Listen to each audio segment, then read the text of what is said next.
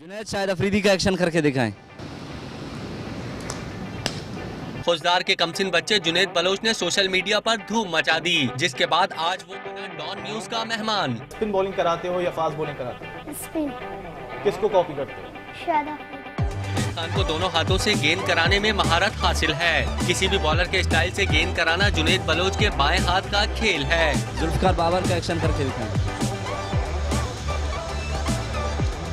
Junaid Bloch कहते हैं वो रोजाना बॉलिंग की प्रैक्टिस करते हैं और मुस्तकबिल में क्रिकेटर बनना चाहते हैं।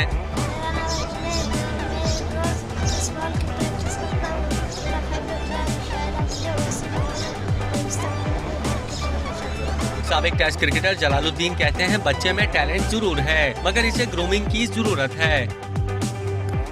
माली मुश्किलात का शिकार इस बच्चे को कराची में किसी अच्छी एकेडमी की तलाश है और करियर बनाने की चाह इसे खुददार से कराची खींच लाई है।